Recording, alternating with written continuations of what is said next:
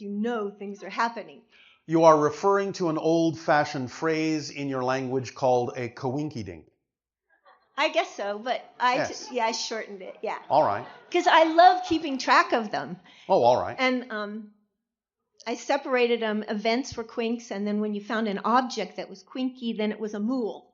But anyway, the question I had is, what are they? Like, What are what? Well, I love how what are quinks? When Are they not synchronicities? Yes. Well, we already explained what a synchronicity is. Right, and you explained it so well, but not well enough, obviously. Well, no, I just wanted more. Like, I know we're creating our reality or attracting our reality, Yes. We have momentum, or I don't know how that's happening. Maybe that's none of my business, or just let it go. But that might sometimes be the wisest course.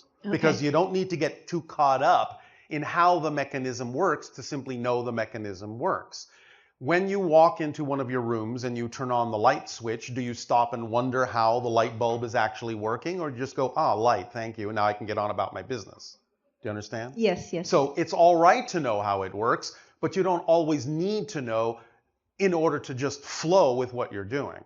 So the idea is to recognize everything is one thing. You understand this, yes? Yes. Different expressions of the same one thing occurring in exactly the same place, all at once in the same moment. What you view as different places, what you view from your perspective as different moments, are simply the same place and the same moment from different points of view.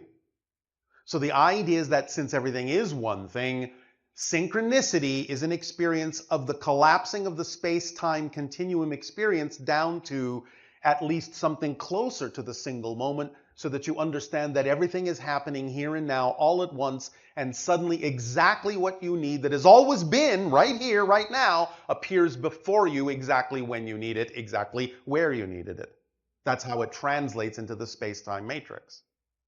But that's a representation, a symbol of the fact that information and that experience has always been right here, right now, and now you've just shifted your frequency into a vibrational state that is appropriate for suddenly being able to perceive that information exactly when you needed it. Does that help? Yes, it does. I like to go on walks, and I think of them as treasure hunts, and sometimes things would happen, and I would be looking like my gang, my invisible gang, is playing with me. Yes. And it's so fun. It is. So the part that you said about with no insistence on the outcome. Yes, because you don't really know what it's going to really look like. Right. And if you have a symbol of it, that's fine. But you have to understand that the symbol's job is just to get you into the state of excitement about having something like that happen. But sometimes the symbol can actually be limiting and prevent you from experiencing something even better than you were capable of imagining. Right. So that's why you don't need to insist on the particular outcome, because that particular outcome may not be the best outcome for you. Right. And I think I like it so much that I try to recreate it. And once I try, I'm out of it. Yes. And that's why we don't try. We just do. Exactly. So when you were talking about Saibo, yes. I want to become a grandmaster of the slot machine. And all so right. I was thinking of that because, you know, like how it lines up. And that was another thing. How does law of attraction and synchronicity go together? Because I know I can focus on something like writing. All right. One moment. Okay. In a sense, they are two different sides of the same coin, since you're using the slot machine reference. The idea of the law of attraction is, yes, in a sense. In a sense, your people are correct when they say, well, you have to be of a certain state to attract something of that state. Yes, fundamentally. But that explanation is skipping over something of fundamental importance. And the fundamental important thing is this. Oh, boy. You already have a core frequency that is representative of your pure state. That pure core frequency is already attracting everything that is representative and reflective and symbolic of that pure core state. If it's not manifesting right now, then either it's not the right timing according to your own theme of exploration, but still for the same mechanical reason, It's being kept at bay. It's not that you're not attracting it, it's that you're keeping it away. So you have to understand, you don't have to learn to do anything to attract what is true for you. You have to learn why you might be keeping what is true for you away with your belief systems. But that's a fundamentally different state of being than thinking you have to learn to get into a vibrational state to attract something. You're already doing it. You don't have to learn it. It's automatic. It's immediate. It's effortless. And therefore, the idea of synchronicity is that the more you allow yourself to divest yourself of the negative belief systems that are out of alignment with who you truly are and let them go, then the more you can experience all the things that are true for you in that now, and they will begin to manifest through the experience of synchronicity happening at exactly the right place, the right time, that is representative of the timing of the changes to when those experiences are appropriate for the person you have now become. Does that make sense? Yes. And the part about no insistence on the outcome and not trying and the ease of it, all those things. So I get so excited sitting at that slot machine, especially when they start to line up. And then I get so, and I want more. One moment. Okay. Here's a reminder about the idea of acting on your excitement and why it's important to let go of any insistence. Yeah. The idea, when we talk about acting on your highest excitement, understand, you act on your highest excitement for its own sake. Not because of what it will get you, not because of where it will take you, not because of anything after that moment. You act on it because that's what you're excited to act on for its own experience. Because you don't know why a thing may excite you. A thing that excites you may not excite you because that thing has to come to fruition. Something may excite you as a lure to get you to move to where you need to be so that the thing you really need to do can more easily be done. That's why you need to drop all your insistence on what needs to happen, because you never really know why a particular thing is actually exciting. That's the communication from your higher mind. Excitement is your physical body's translation of the communication from your higher mind saying, do this now, do this first. This will take you where you need to go. Maybe not where you want to go, but it will take you where you need to go. Do you understand the difference? Mm-hmm.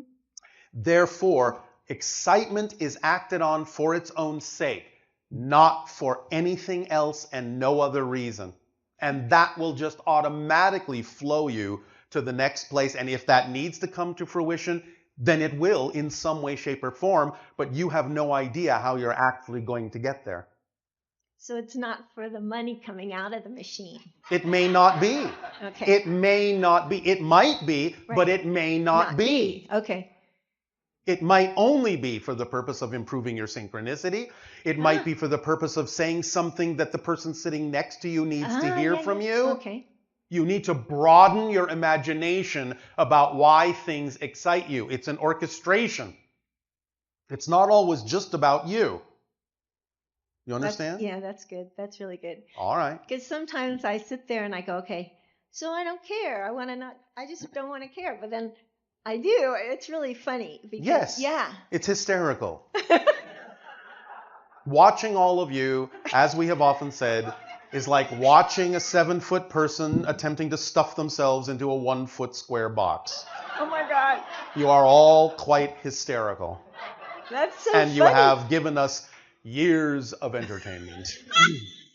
And so we thank you.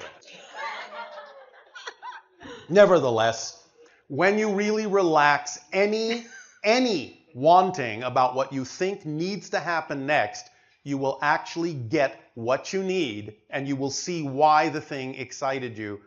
You will understand it after the fact, and maybe not even then. And if it doesn't come then, you don't need to know. Okay. Just follow the thread of excitement for its own sake. It is leading you along the unerring path of least resistance. Just see what happens. Just see what happens. Because again, if you start to understand that many of the things that you say you want to have happen by acting on your excitement, if you understand that those things are actually very often limitations on what could happen, you'll start to drop those expectations and insistences. So let's say, to use your example, yes? Yes? You're sitting at your slot machine, you're very excited to be there, but you have this insistence that your excitement will not be fulfilled unless money comes out.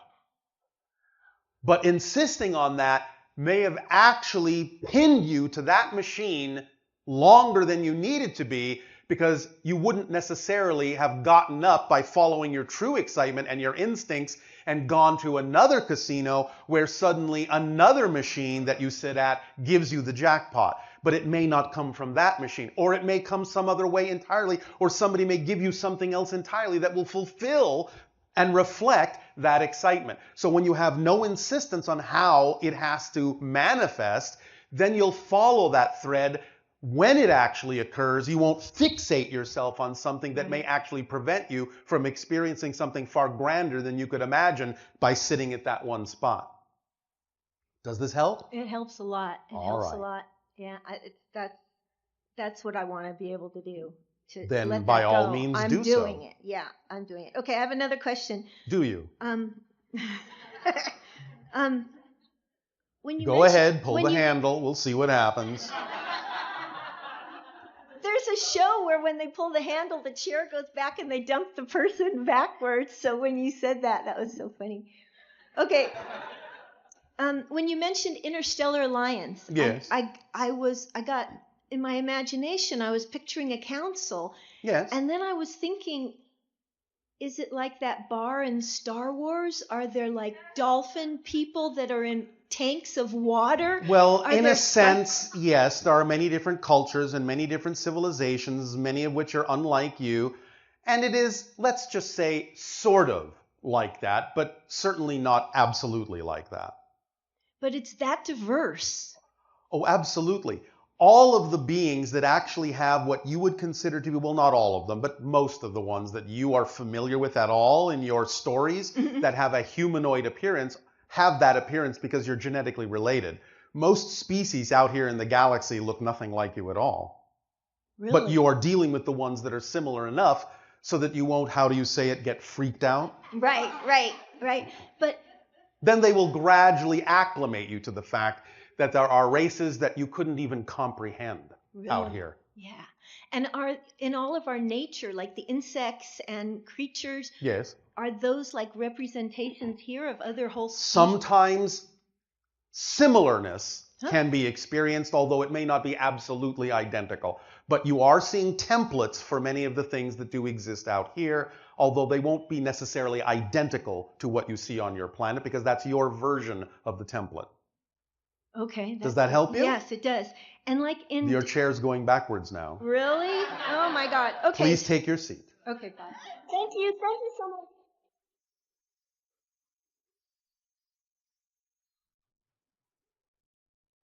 Hello, Bashar. How are you? Good day. Thank you.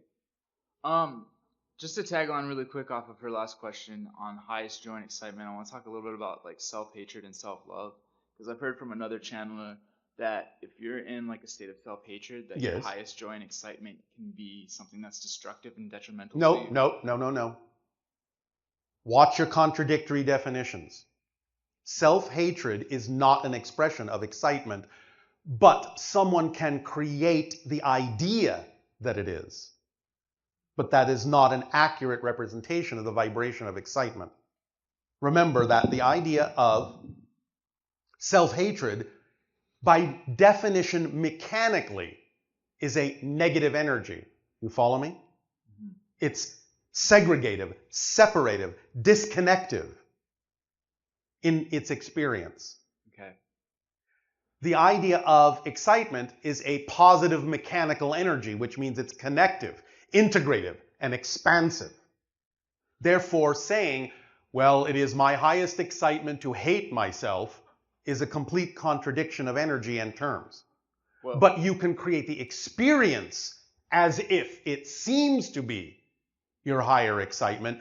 But the only reason that would be done is because you are glossing it over so that you won't have to look at why you hate yourself.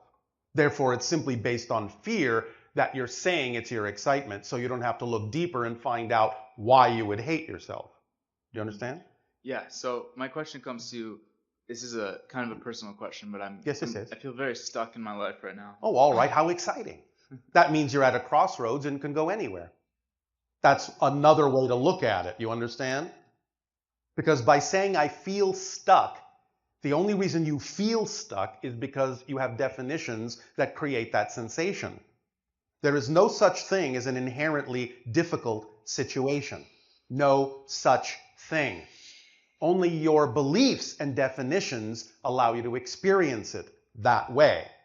Okay. So the paradox and the power in the paradox is an understanding that if you feel stuck, the only reason you can actually have an experience of feeling stuck is that you're actually not stuck. Because you have to be connected, you have to be flowing, you have to be moving and creating in order to create an experience of feeling that you're not. That's the paradox. You can never be disconnected. You have to be connected in order to create an experience of being disconnected. That's the paradox. Okay. You're always in control, and if you feel out of control, it's because you're controlling that. That's the paradox. You cannot be out of control. You cannot be disconnected. You can't actually be stuck, not literally, but you can create experiences as if you are. But if you understand how existence is structured, as soon as you understand that you can't actually be stuck, then you can reveal to yourself that it's just an experience you're creating with the energy of your being that is not stuck. Okay. Does that make sense? Yes, and yes, it does. But the experience that I'm in right now, Yes. and what I'm trying to recreate or get out of this is, I've had problems with drug addiction. Oh, all right. For years now. How It's- exciting for you. Yeah. Well. And what have you learned? What have you learned? Is this something you prefer? No. Oh, all it's right. Not. All It's- It ruins my life. I All right. get But- sober and build my life But you back can up. learn something from this, yes? Yeah. And in learning something from this, will it improve your life? Well, yeah, totally. If Well, I can then get you through are it. learning from it, and that means you are turning the negative into a positive. Therefore, it's not a waste. That's the first idea. It's not a waste. You're learning something from it. You are strong enough to have chosen to go through that and come out of it. That's the first thing we see. Yes? Yeah. An experience of strength. I can go into the depths of darkness, the depths of the experience of disconnection, the depths of the experience of being out of control, that this completely controls my life, and yet I can still have excitement that says, I desire, I prefer something else. Because I know I am powerful enough to transform this. That's the first thing we hear. Is that the first thing you hear? Yes. All right.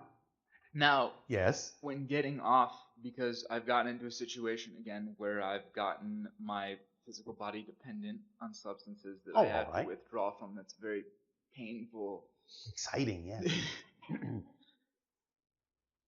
You I don't know how to understand. face, like, One moment. okay. One moment.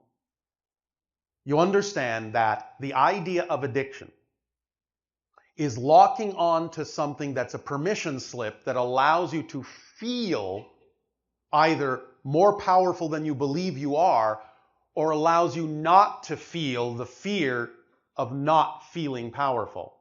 So it's either dampening the fear so you don't feel it, or it's giving you a false sense of self-empowerment. That's why addictions happen. Because you have a deep-seated belief that you are not powerful, not connected, not loved. You understand? Yeah. That's where that starts. Yeah. And in not necessarily having the tools to know how to transform that because of being brought up in the society that you are brought up and not being taught those tools, you still know, you still have the urge to fill what feels like emptiness.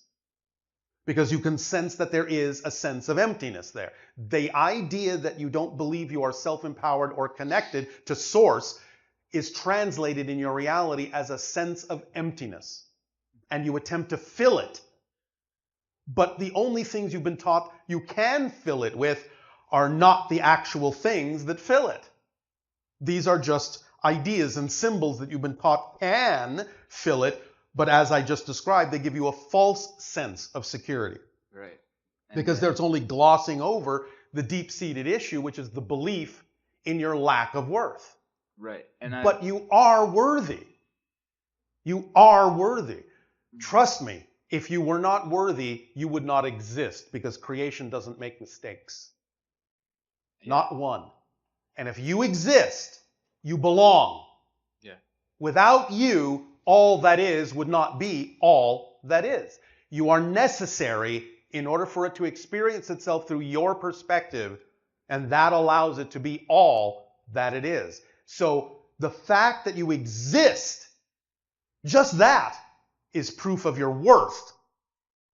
So when you have been taught that you're not worthy, that you're not deserving, that you're not loved, and you keep reinforcing that, you keep buying into it, what you're doing, in essence, if you can picture this, is you're arguing with creation. Saying, I don't exist. Not really. You will never win that argument.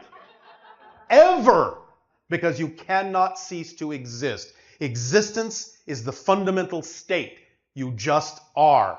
Now, you may change your form in any number of infinite ways, but your perspective will always be your perspective, and anything you change into will always seem to be happening to you. Because the perspective is what you are of all that is. Your unique point of view, your unique experience, your unique understanding of yourself. So fundamentally, just by your existence, you are worthy. So I would simply strongly recommend that you stop arguing with creation, because you will never win that. So, step one, you have a fundamental worth, a fundamental value, just by the fact that you exist. You can begin there and build up from there. You understand? Yes. Then you can start looking at what the beliefs are. Once you have that foundation, once you know that you cannot cease to exist, you are now creating what we call the indestructible core of your being. It's already there, but you're becoming aware of it. By starting there and knowing that your existence proves your worth, you are now becoming aware of the fact that you are literally, as a point of view, as a unique perspective, indestructible. That which exists cannot become non-existent. Why? Because by definition, non-existence doesn't exist. Think about it. Non-existence doesn't exist. Existence exists. Non-existence doesn't exist. So that which exists can never become that which doesn't exist. We sometimes put it in a kind of fun, poetic way by saying, well, that which exists can't become non-existent because all the things that will never exist already fill non-existence up, and there's no more room in non-existence for the things that do exist. It's full of all the things that don't exist. Does that make more sense to you? Yes. All right. So, once you establish your indestructible core, you will always be. You will always be. Now you know that it's okay to start digging down and finding out what those fear-based beliefs are, because you know that no matter how deeply you dig, no matter how frightening it may be to explore and discover what those beliefs are, you will never, ever, ever be annihilated by doing so. You can never stop existing. Ever. So dig away, find out what they are, and remember, they are just beliefs. They are not facts. It is not a fact that you are unworthy. It's just something you've been taught to believe is true. It's not a fact. So if creation is willing to support you utterly in your belief that you're not worthy, why would it care if you start believing that you are? It will still support you all the same. It doesn't care what you choose to believe because that's been left up to you. Totally up to you. It's in your hands to decide what is true for you. So if you suddenly say, you know, I'm really tired of believing that I'm not worthy. I'm really tired of creating this sense of stuckness and this idea of being out of control. I'm really tired of using permission slips as a crutch because I don't believe I'm self-empowered enough to attract what I need when I need it. This is all just negative beliefs. They're just opinions. They're not empirical facts of nature. Yeah. They're just ideas that you've bought into. That's all they are, because that's all physical reality is. Physical reality isn't real. It's just a reflective mirror of what you believe to be true. That's all. So, and I understand that, and I've studied a lot about beliefs, and basically that things are neutral, and our beliefs are what give them. Yes. So, for me, yes. Could you give me some instructions on maybe like I'm basically asking like a way like to get, I'm ready to get off and take the jumping point and get off of everything that I'm on, go through the withdrawal, which is going to be very painful. Does it have to be? That's what I'm wondering. Does it have to be? Well, no, it doesn't. So why don't you assume there is another way to experience that process and let the synchronicity in your life attract to you the information you need to take you through that process in the most effortless possible way?